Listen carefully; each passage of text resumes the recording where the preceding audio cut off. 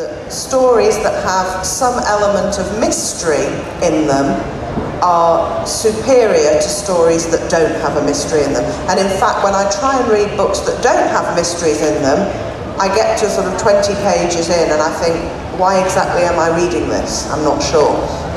So I've always known I wanted to write crime fiction. And I guess, you know, the reason it took me until I was 32 to get around to doing it is that I was waiting for an idea that seemed interesting enough. I didn't want to write the sort of crime novel that started with a dead body and here are the 5 suspects who may have killed the dead body, which one of them did it, because that to me seems like a fairly sort of ordinary format for a mystery novel. And I wanted to come up with something that was much more mysterious. So the sort of plot that would make readers think, instead of who has done this, that would make readers think, what on earth could possibly be going on here? So my first crime novel, which in English is called Little Face, and in Spain is called No es mi hija, is about un intercambio de bebés, which is a phrase I picked up when I was in Spain last year. It's about a woman who claims her baby has been swapped for another baby. Efectivamente, cuando uno entra en la novela, sí tiene la sensación de que ahí está pasando algo muy raro, de que no se sabe exactamente qué está pasando al principio, porque los personajes elegidos, la novela está contada con una alternancia de primera persona a tercera persona.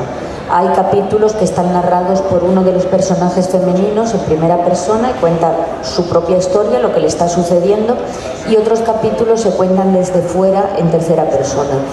Pero sobre todo la primera mujer con la que nos enfrentamos, la primera mujer que oímos hablar, es realmente muy rara. Y uno empieza a plantearse si es que ese personaje es muy raro, no es normal, o si lo que le está pasando es tan raro que por eso suena tan extraño lo que nos cuenta. Las mujeres que tú describes suelen ser mujeres muy poco convencionales y todas ellas bastante extrañas. ¿Eso lo haces a propósito o es que te salen así sin planteártelo?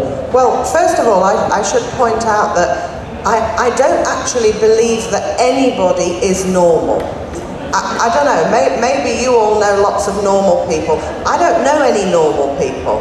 I come from a family that's very weird. Most of my friends are weird in some way. Even the ones who seem really not weird at first turn out to be weird. So, for example, I have a friend called Steve, who if you met him you'd think he was the most normal person in the world. He is scared of turning right in his car. So if he gives you a lift somewhere, it'll take an hour longer than it should take because he's devised a route that will involve him only turning left. Because in England we drive on the left and he's scared to go across the traffic. In every other way he's totally normal. But you know, that is a seriously weird thing. And I think the more you get to know people, the more you start to see that although we all present this functional, sort of presentable side of ourselves to the world, inside people's minds there's always strange things going on. And because I write about my heroines in the first person from sort of inside their heads, that means the reader of my book has access to all the thoughts. And I think if you climbed inside anybody's head, you would pretty quickly decide that they were not normal. And so, whether a character is likeable or not, a lot of readers have said to me that although they found Ma Tarde d'Amor gripping, that they didn't like Naomi because Naomi tells a very big lie to the police. And I'm kind of fascinated by the idea that you have to read a book in which characters are likeable and behave well all the time, because again, you know, nobody I know is always likeable and always behaves well, and I'm certainly not. And you know, the reason I came up with this plot about Naomi lying to the police, I'll just say a bit about the plot so people know.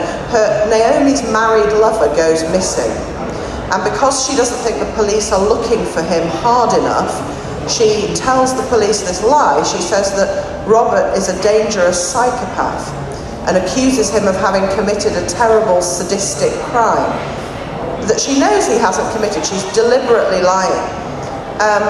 And it's just because she wants the police to look for him, because she thinks he's in danger. She thinks his wife might have murdered him after finding out about the affair.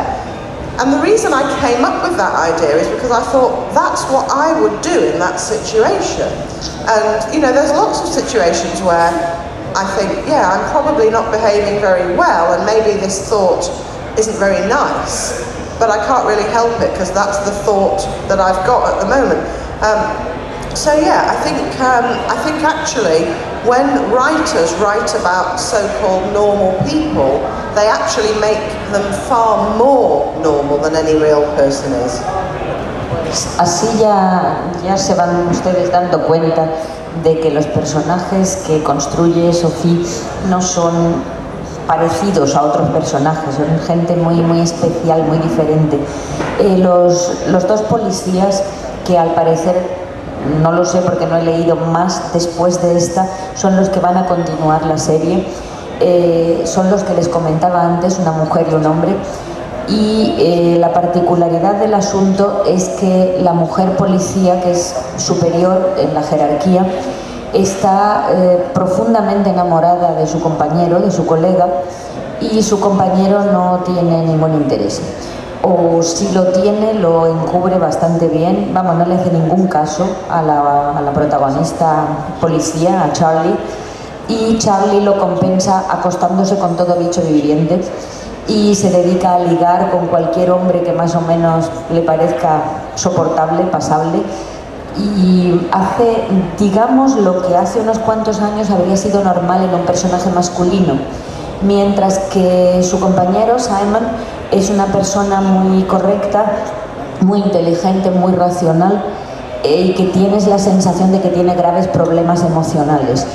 En esta novela prácticamente todos tienen grandes problemas emocionales.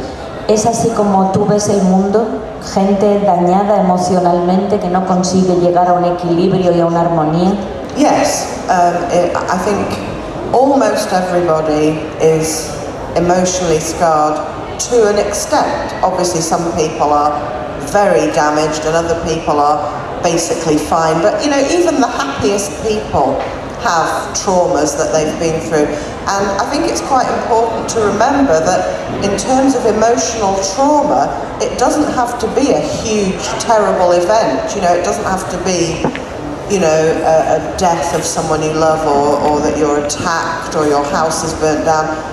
The tiniest things can be deeply traumatic. So, I mean, this is just a random example selected from my many traumatic incidents in my life. But, you know, when I was 10, my best friend had a birthday party and she invited everyone in the class except for me, and her explanation was that because I was her best friend, I was the only one who would understand that her mother had said she was only allowed to invite 12 people, and so somebody had to go. And because I was her best friend, the person who was going to go would be me. So, you know, that's just a tiny thing.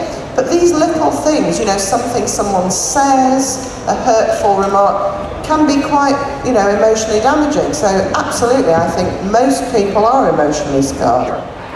So what do you think of the Semana Negra, Sophie? It's great. It's brilliant. Yeah, there's nothing like it in England. It's because it's like a fair. In England we have things called book fairs, but they're not actually fairs. Semana Negra is actually a proper fair with lots of really good books in it. So great. And what do you take away from this experience in general? Something that you'll remember? The karaoke was brilliant, and in fact, since I won the prize, I will take away a large marble dragon. That's one thing I'll take away. And yeah, no, I mean, just meeting lots of really great people, and you know, meeting lots of Spanish and Mexican writers. It's really interesting. Okay.